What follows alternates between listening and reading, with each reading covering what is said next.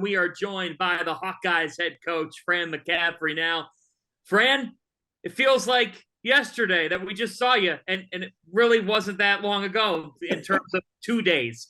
And tonight, your team puts together a great performance against a top 20 Iowa State team. What can you say about your group's resolve in such a quick turnaround to beat a team like this by 19? Well, you're right. I couldn't be more proud. I think, I talked about this with the guys after.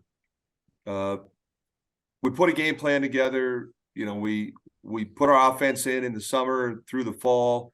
We talk about defensive concepts. We work on things.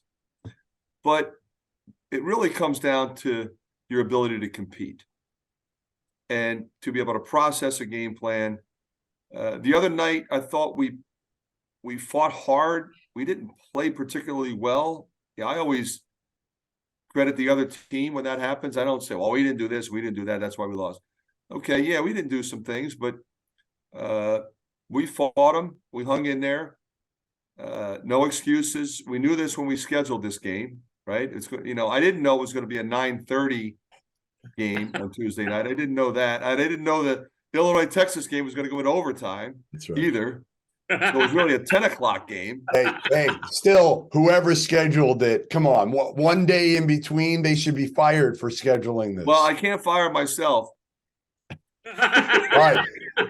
Somebody should take away the scheduling from you. How's that? Well, basically what happened, Jeff, in a year where we had both challenges, the Big East and the ACC, Iowa State, we played 2 Power Fives in Florida, Clemson and TCU, and 20 league games. We literally had one game to schedule, and we were not going to schedule one anywhere else than Carver Hawkeye Arena.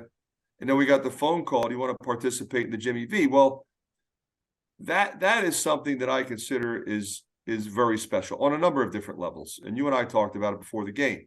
Yeah. Our relationship with Dick Vitale and what we've done, my wife and I, with Coaches versus Cancer, with the V Foundation, with what we went through with Patrick, we want to be a part of that. You have a chance to play Duke in Madison Square Garden. You recruit young athletes and you tell them, hey, we're going to play in the best arenas. We're going to play in the most prestigious events. You get an invitation to play, you accept it. You don't come up with a reason why you can't. Now, I really didn't think we were going to get back. They didn't get to bed till 5 a.m. And like I said before, we gained an hour coming back. So the time changed. So we were locked in, guys, yesterday for practice. We were locked in today at the shoot around. And I just felt like we were going to play well, and we sure did. So I picked you, as you know, to win the Big Ten prior to the year.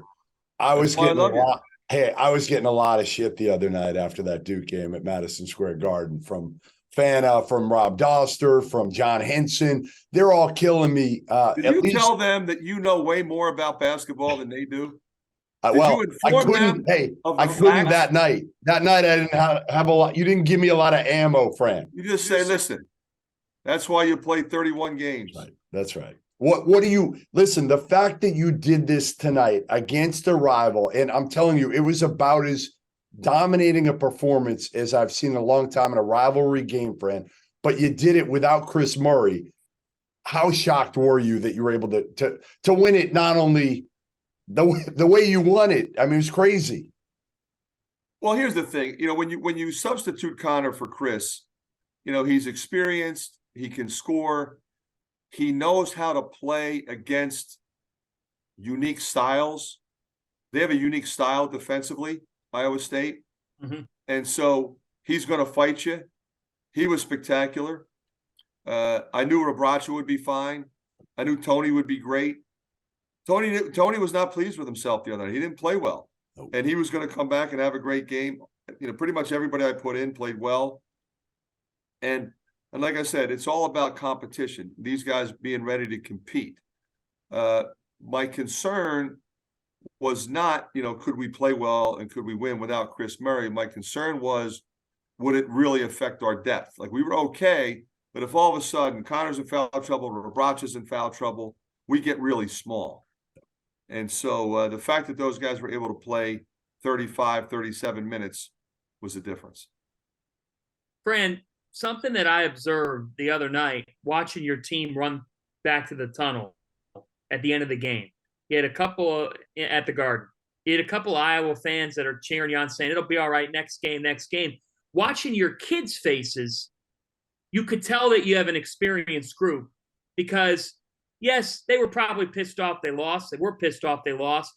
But it just feels like there's a great sense of awareness from your group, a realization of who they are and the marathon of a season. Did you sense that in the last 48 hours? Well, I think that's a very accurate statement.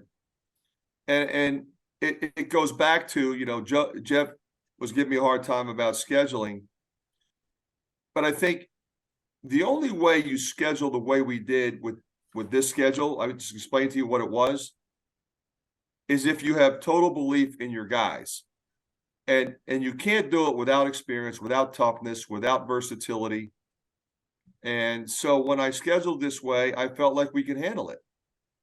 And I think what you noticed and what you witnessed was a maturity that, quite frankly, is a necessity. Yeah. Because anything short, and we're going to get blown out. Yeah. This team would blow you out. So the way we came out of the gate and then just maintain the lead. 20-2. Yeah, I mean that's obviously what we hope to do every game. It doesn't happen that way. No. But the way we held them off, because this is a competitive team. TJ does a great job. They're going to keep coming. They're going to keep fighting. But so did we. Last question, real quick. Give me the 30-second update if you can, Dr. McCaffery. Kris Murray, I tweeted before the game. Sources kind of told me that he could be out a little while here with his foot injury. How long are you expecting him to be out? I really think, Jeff, it's too early to tell.